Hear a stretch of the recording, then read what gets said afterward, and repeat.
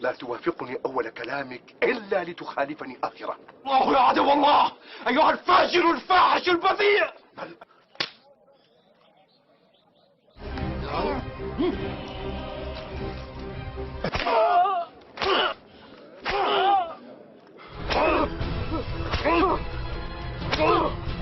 أحد أحد أحد أحد.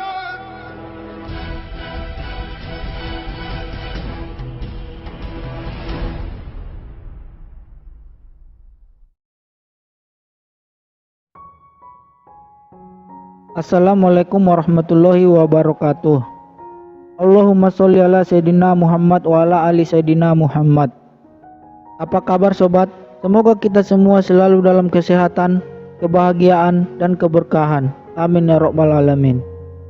Kembali lagi kita mengulas alur cerita film dari kisah Umar bin Khattab pada episode kelima. Jangan lupa ya saudaraku untuk terus mendukung channel ini agar kita sama-sama menghidupkan story perjalanan Nabi Muhammad Sallallahu Alaihi Wasallam. Tanpa berlama-lama, langsung saja kita ke alur ceritanya usai sholawat berikut. Allahumma salli ala nabiyil hashimi Muhammadin wa ala alihi wa sallim taslima. Film diawali dengan kembali mengadakan perkumpulan musyawarah karena sudah semakin banyak yang mengikuti agama Islam, bahkan anggota keluarga sendiri.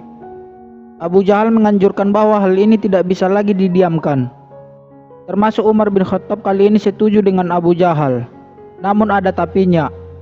Memang sudah waktunya kita bertindak tegas, tetapi bukan dengan memusuhi Bani Hashim karena itu akan menimbulkan peperangan. Kita mulai dari rumah dan kaum kita sendiri. Masing-masing menindak anggota kaumnya yang sudah memeluk Islam sehingga tidak ada lagi dari kaum kita yang mengikuti Muhammad, kata Umar. فلا بأس قد أنصفت اليوم يا عمر.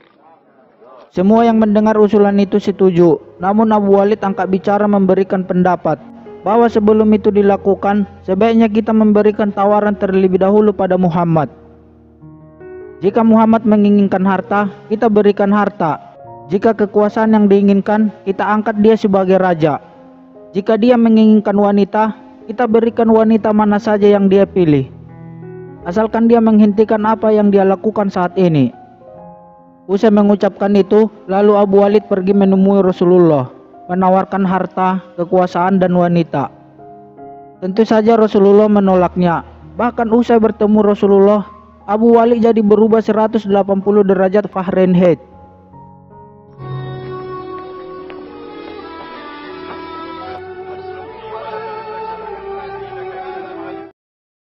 Semua pemuka Quraisy menunggu hasil dari Abu Walid. Tak disangka, Abu Walid malah berkata, "Aku mendengar dari Muhammad sesuatu yang belum pernah aku dengar sebelumnya.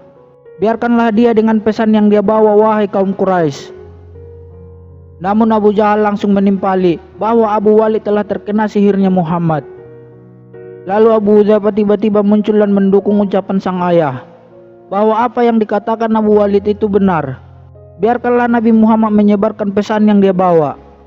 Mendengar itu, Abu Jahal langsung murka dan marah besar.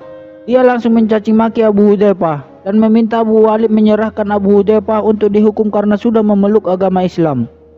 أما والله لقد كنت تعلم أنه آمن بمحمد منذ وقت. حسبك يا أبا الحكم. Abu Walid langsung berkata, "Jika ada yang coba-coba menyentuh anakku dan keluargaku, maka akan kuhajar hingga menyesal." Abu Walid juga melanjutkan, "Kamu urus saja keluargamu sendiri yang sudah masuk Islam. Apakah kamu ingin menyembunyikan keluargamu Salamah bin Hisham dan Ayah bin Robiah yang sudah mengikuti Muhammad?" Mendengar itu, Abu Jahal kaget beserta marah karena dia tidak pernah tahu bahwa ada keluarganya yang sudah mengikuti Muhammad. Lalu semuanya pulang mencari siapa saja anggota kaumnya yang sudah masuk Islam.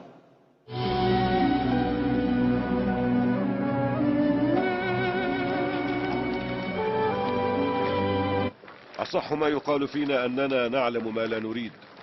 إلي يا بني عدي.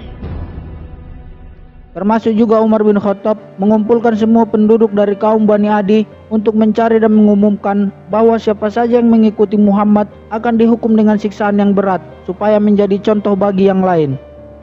Ini harus dilakukan untuk menghindari perpecahan. Jika Muhammad melakukan keadilan dengan menempatkan yang berkedudukan tinggi dan rendah pada pijakan yang sama, maka aku juga akan melakukan hal yang sama. Aku akan menghukum siapa saja yang sudah memeluk Islam pada pijakan yang sama, tanpa pandang bulu apapun statusnya, tegas Umar. Lalu penyiksaan pun dilakukan di kalangan Bani Adi. Umar mencambuki setiap kaumnya yang ketahuan mengikuti Muhammad. Hukuman tidak berhenti sebelum kembali dan meninggalkan Islam.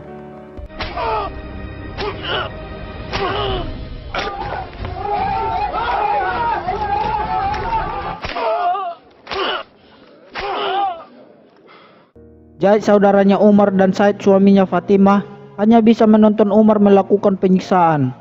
Sebenarnya mereka sudah memeluk Islam, namun masih merahasiakannya dari Umar. Hingga Zaid berkata pada Umar, "Kamu bukan seperti Umar yang kukenal dulu. Umar yang pernah berkata padaku bahwa akan selalu menjaga penduduk kaum ini dengan akhlak yang baik dan melindungi yang lemah." Namun Umar menjawab, "Kamu lupa bahwa Umar juga tidak ingin kaumnya terpecah belah. Aku bersikap kasar hanya untuk mencegah itu dan memperbaiki keadaan. Seorang pemimpin harus tegas. Hukuman ini mengarah pada perbaikan. Aku hanya tidak ingin kaumku terpecah belah." Lalu Umar pun meninggalkan mereka. لمن عصى؟ مات بعمر الذي أعرفه. يحب قومه ويكره فرقتهم واضطراب أحوالهم.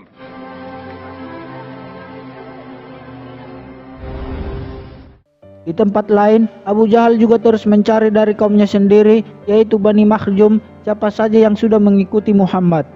Termasuk yang dikatakan Abu Walid sebelumnya, bahwa saudara Abu Jahal yang bernama Salama bin Hisham dan ayah bin Abi Robiah telah memeluk Islam. Keduanya pun langsung ditangkap, lalu dikurung dan dirantai. Begitu juga dari kalangan budak, semua disiksa dan dipertontonkan di hadapan penduduk. Abu Bakar As-Siddiq dan Utsman bin Affan hanya terdiam menyaksikan dari jauh. Usai penyiksaan, semua diberi minum oleh Abu Bakar dan meminta mereka untuk terus bersabar melewati cobaan yang terjadi ini. Abu Bakar dan Utsman juga mengeluarkan harta yang mereka miliki untuk membayar dan membebaskan setiap budak muslim yang disiksa dan yang mereka temui. Sungguh mulianya hatimu wahai hamba Allah yang dimuliakan. وأنا ضمين بأن أجعله يتمنى الموت. اصبروا حتى يجعل الله لكم فرجا.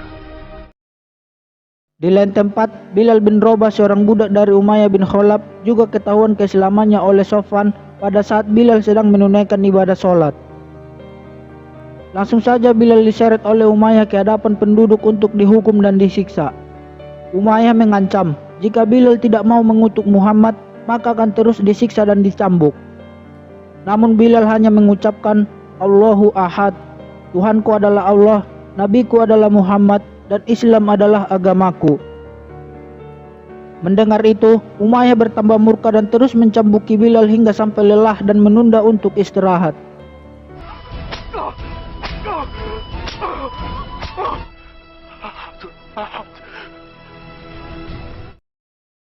Orang-orang yang melihat itu merasa terheran. Bagaimana bisa Bilal bertahan dari siksaan, sedangkan yang diketahui orang, fisiknya Bilal sangat lemah.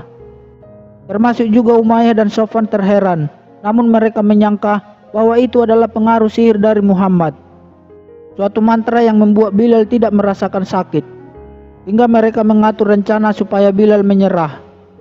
Umayyah merayu Bilal bahwa tidak perlu mengutuk Muhammad, cukup mengucapkan Latta dan Uzza saja, maka Bilal akan dilepaskan.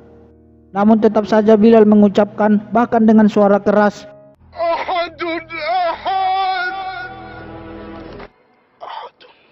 Ahad. Ahadun ahad. Umayyah sangat terpukul dan malu pada semua orang yang menyaksikan itu. Rasanya jadi terbalik, seakan Bilal lah yang menghukum Umayyah. Dengan geram dan murka, Umayyah terus mencambuki Bilal. Orang-orang yang melihat sudah memastikan bahwa Bilal tidak akan selamat dan akan meninggal. Namun tiba-tiba Abu Bakar As-Siddiq berlari menghampiri Umayyah. Abu Bakar menawarkan untuk menebus Bilal. "Berapapun harganya, aku akan bayar," kata Abu Bakar. Umayyah berpikir sejenak dan akhirnya melepaskan Bilal dengan harga 40 ons emas. Di samping itu, Umayyah merasa beruntung karena mengakhiri rasa malunya dan lepas tanggung jawab dari Bilal. Lalu Abu Bakar pun mengumumkan bahwa Bilal sudah dimerdekakan dan telah menjadi saudara Abu Bakar As-Siddiq radhiyallahu anhu. Dan film pun bersambung.